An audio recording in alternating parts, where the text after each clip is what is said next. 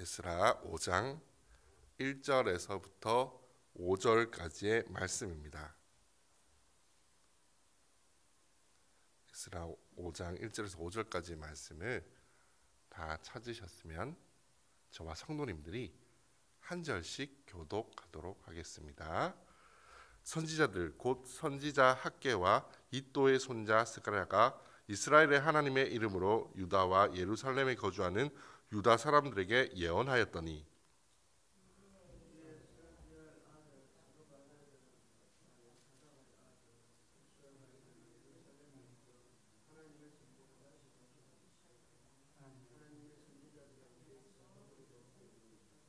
그때 유브라데 강 건너편 총독 다뜨네와 스살 보스네와 그들의 동관들이 다 나와 그들에게 이르되 누가 너희에게 명령하여 이 성전을 건축하고 이 성곽을 마치게 하였느냐 하기로. 함께 받겠습니다.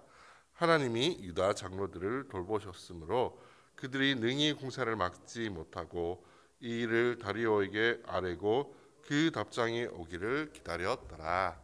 아멘. 오늘도 이 새벽에 하나님 앞에 예배하기 위해 나오신 우리 성도님들을 환영합니다. 또한 온라인으로 함께하고 계시는 성도님들에게도 하나님의 은혜와 축복이 함께하시기를 소망합니다.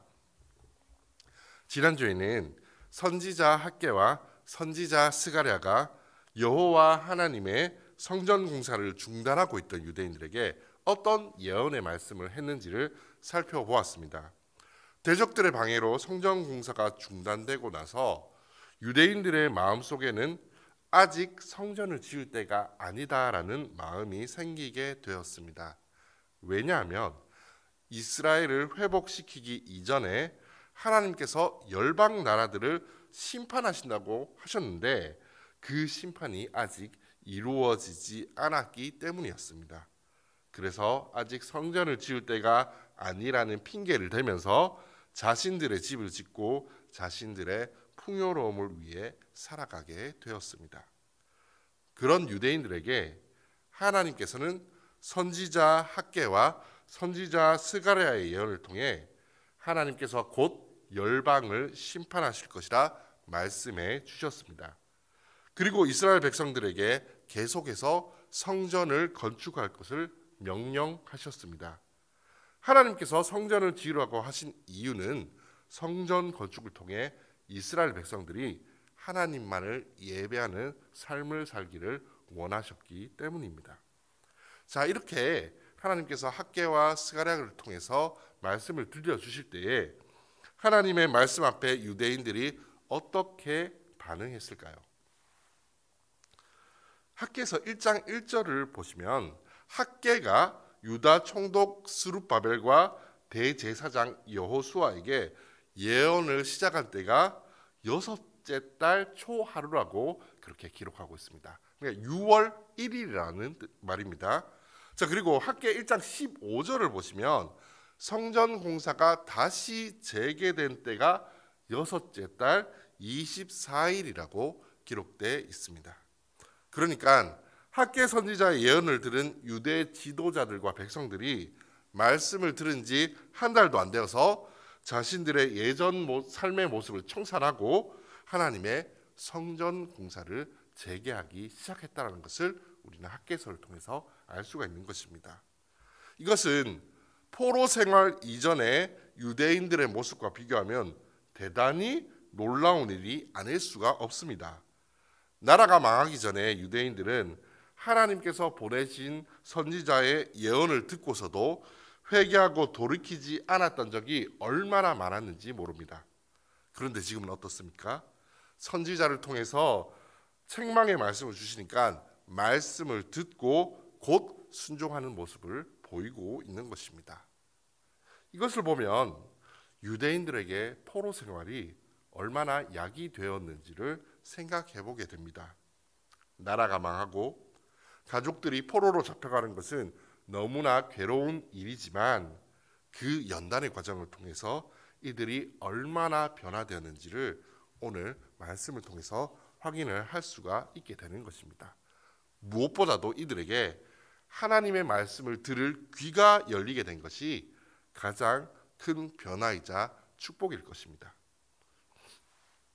사실 저와 성도님들도 과거의 이스라엘 백성들처럼 다 양 같아서 각기 제 길로 갈 때가 얼마나 많은지 모릅니다. 그렇게 살아갈 수밖에 없는 존재입니다. 그런데 우리가 잘못된 길을 가려고 할 때 목자 대신 예수님께서 이렇게 앞이 구부러져 있는 그 지팡이를 가지고 어딜 가 이러면서 우리의 목을 이렇게 잡아 끄시면서 다시 바른 길을 갈 수 있도록 인도해 주십니다. 말씀을 통해 우리가 바른 길을 갈 수 있도록 항상 인도해 주고 있다라는 그런 뜻입니다. 그럴 때 저와 성도님들이 해야 할 일이 무엇일까요?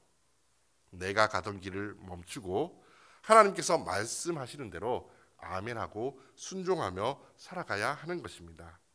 오늘 기도하시는 가운데도 하나님, 제가 잘못된 길을 가고 있지는 않은지 오늘도 저에게 말씀해 주십시오. 오늘도 하나님께서 원하시는 뜻에 순종하는 삶을 살아가게 도와주십시오라고 기도하는 저와 성도님들이 되시기를 소망합니다. 이렇게 유대 백성들이 하나님의 명령에 순종하여 성전을 다시 건축하게 되는데, 오늘 본문 2절을 보시면 하나님의 선지자들이 함께 있어 그들을 돕더니라고 말씀하고 있습니다. 여기서 하나님의 선지자들이 도대체 무슨 힘이 있어서 성전 공사를 도울 수 있었을까요? 선지자들은 어떤 방법으로 성전 공사를 도왔던 것일까요?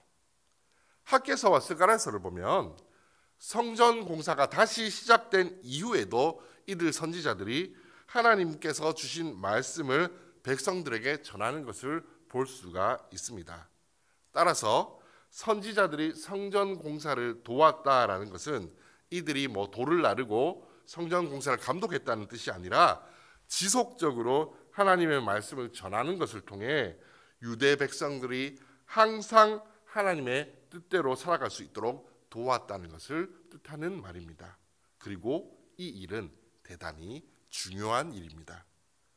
하나님의 말씀이 있느냐 없느냐의 문제는 하나님의 백성들의 삶의 승패를 결정짓는 가장 중요한 문제이기 때문입니다. 과거 이스라엘 백성들이 성벽이 없어서 망한 것이 아닙니다. 그들이 성전이 없어서 예배를 못 드린 것도 아닙니다. 아무리 튼튼한 성벽과 아무리 멋진 성전이 있어도 하나님의 백성들에게 하나님의 말씀이 없다면 결국 망할 수밖에 없다라는 사실을 우리는 기억해야 할 것입니다. 이렇게 성전 공사를 재개하게 되는데 그것을 예의주시하고 있었던 주변 지역의 백성들이 가만히 있었을까요? 당연히 그랬을 리가 없었을 것입니다. 오늘 본문 3절의 말씀을 보시면 이스라엘 주변 민족들의 우두머리들이 공사 현장을 찾아와서 누가 너희에게 명령하여 이 성전을 건축하고 이 성곽을 마치게 하였느냐라고 따지기 시작합니다. 쉽게 말해서 여기 책임자 이름 누구야? 이름 대봐 이렇게 따지고 물었다라는 것입니다. 유대인들이 이런 질문을 받게 된다면 15년 전에 성전 공사를 중단할 수밖에 없었던 기억이 떠오르면서 두려울 법도 한 상황입니다. 자, 그런데 4절에서 유대인들은 담담히 건축하는 자의 이름을 말하고 계속해서 성전 공사를 이어가는 모습을 보게 됩니다.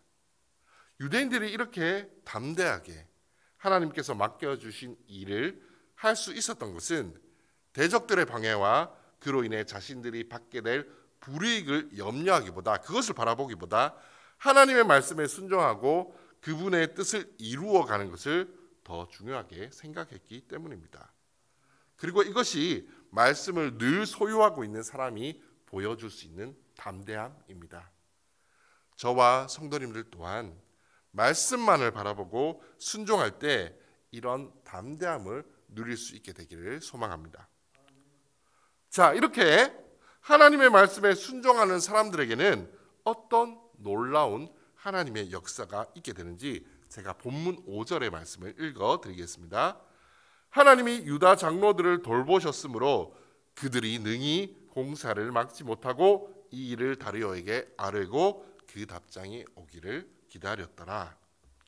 오늘 본문 5절의 말씀을 보시면 하나님께서 유다 장로들을 돌보셨다라고 말씀하고 있습니다. 자, 그런데 여기서 돌보셨다라는 단어가 뭐 도움을 준다 이런 단어가 아니라 우리가 이 사물을 바라볼 때 쓰는 눈이라는 단어를 도와주셨다라고 할 때, 이 돌보셨다라고 할 때 이 눈이라는 단어를 쓰고 있습니다. 결국 이 말씀이 무슨 뜻이냐면 하나님의 말씀을 바라보고 살아가는 자를 하나님께서 그분의 눈으로 항상 지켜보고 계신다라는 말씀인 것입니다. 하나님의 말씀에 순종하는 자를 하나님은 결코 그냥 내버려 두지 않으십니다. 그들을 항상 바라보시고 그분의 능력의 오른팔로 우리를 지켜주시는 것입니다. 이러한 하나님의 보호하심으로 예루살렘 주변 총독들과 관리들은 이스라엘 백성들의 성전 공사를 막지 못했고 페르시아의 왕인 다리오 왕에게 현재 상황을 알리는 편지를 보내게 되는데, 이때도 하나님께서 역사해 주셔서 성전 건축이 중단되지 않을 수 있게 됩니다. 저와 성도님들의 삶 또한 주변의 어려움을 바라보는 것이 아니라 하나님의 말씀과 하나님의 뜻을 바라보며 나아가는 삶이 되시기를 소망합니다. 그렇게 순종하는 삶을 살아갈 때에 저와 성도님들을 하나님께서는 결코 그냥 두지 않으시고 눈동자와 같이 지켜보아 주실 것을 믿습니다. 하지만 하나님의 말씀에 순종하는 삶은 결코 우리의 힘으로 되는 것은 아닙니다. 우리 안에 계시는 성령님께서 오늘도 저와 성도님들에게 말씀대로 살아갈 힘을 주실 것입니다. 오늘 기도의 시간이 성령 하나님의 도우심을 의지하며 순종의 삶을 살기로 결단하는 복된 시간이 되시기를 소망합니다. 기도하겠습니다. 하나님 아버지, 우리는 너무나도 자주 하나님의 말씀을 잊어버리고 살아갈 때가 많습니다. 그럴 때마다 말씀으로 우리의 삶을 바른 길로 인도해 주시는 은혜에 감사드립니다. 오늘 하루도 하나님의 말씀을 기억나게 하시고 그 말씀대로 살아갈 힘을 주시는 성령 하나님을 의지합니다. 우리 평생의 삶이 성령님의 인도하심 가운데 말씀에 순종하는 복된 삶이 되게 하여 주시옵소서. 오늘도 눈동자와 같이 우리의 삶을 지켜보시고 도와주시는 하나님의 은혜를 의지합니다. 이 모든 말씀 예수님의 이름으로 기도드립니다. 아멘.